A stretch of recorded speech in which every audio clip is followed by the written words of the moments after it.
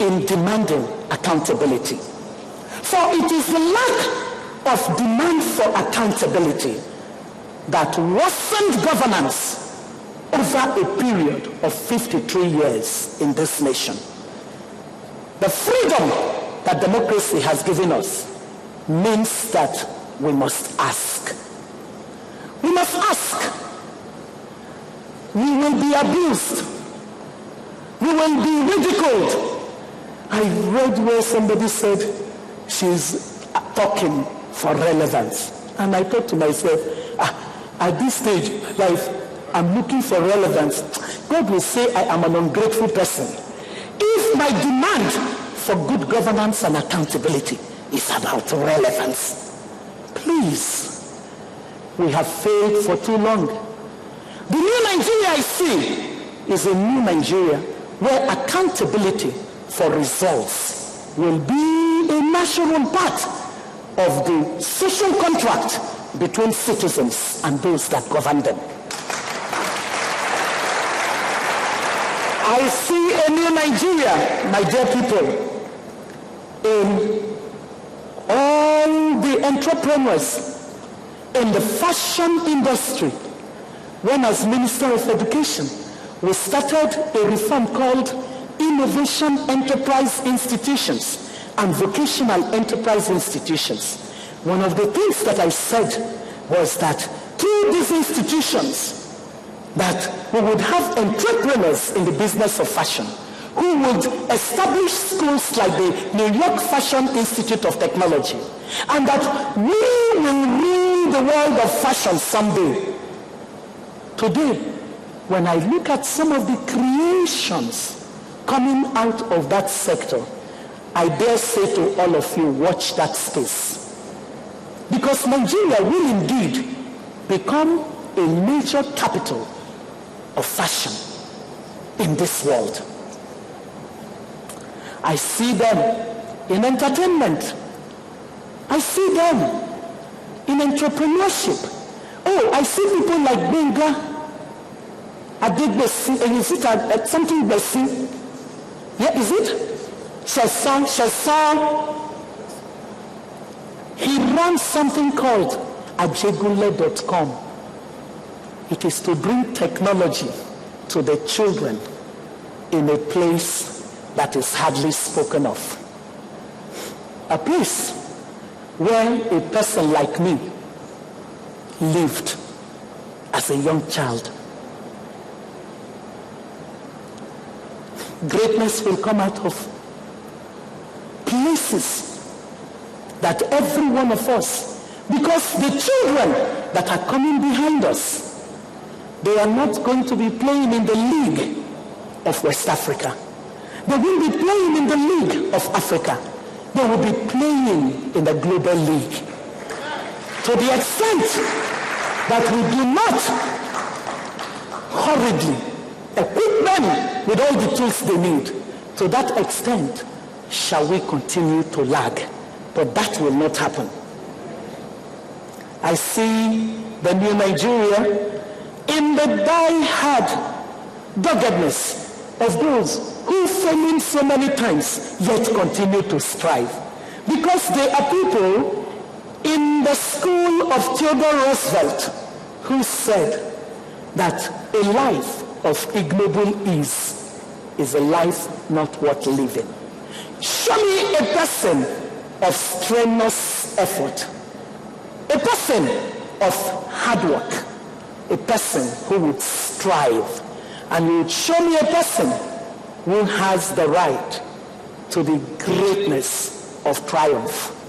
I see them.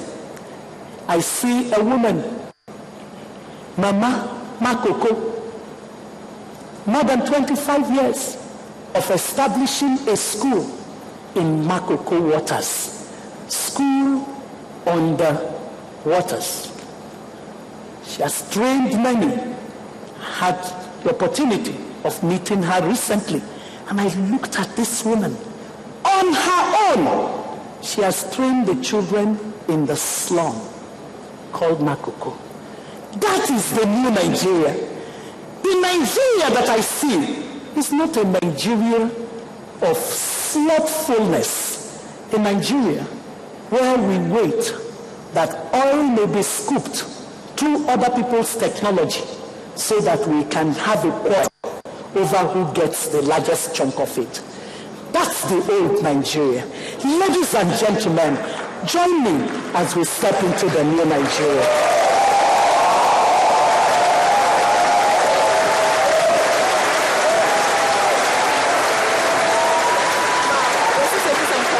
So I have to stay.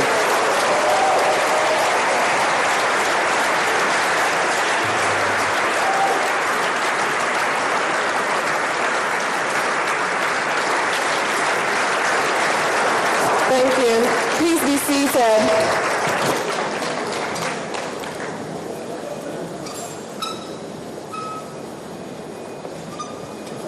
Yes.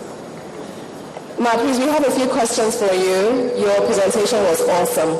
So the first one we'll take is from Twitter. It says, if you are to give 3 key recommendations as actions for every Nigerian to adopt now to move us closer to the new Nigeria you see, what will they be? Okay. So the first one I already said, every one of us must become knowledgeable about public policy. Public policy. Governance is about public policy. You cannot sit as someone interested in good governance in Nigeria and not know what you must know about key sectors that matter for the greatness of the nation. I could start by saying, Obi just talked about Neiti. What is it about Neiti and the petroleum sector? What is this PIB? I must go read it, because the new Nigeria is a Nigeria of voice. Voice would matter. So that's one. The second thing would be the understanding that collaborative partnership is the way of solving problems in the new world. In this world of today, the one-man, one-woman band is over. The Linus and Co. is over. It doesn't work. There's one new Nigerian that I see here, Bayo Omobori. You know what this young man does? He's documenting the unsung heroines of Nigeria. The everyday market woman, entrepreneur, eking out a living, and yet training about 5 children through schools. He's not interested in the ones that fly. He's interested in those at the bottom of the pyramid. Bayo Moborio, can you get up? Let them even acknowledge you.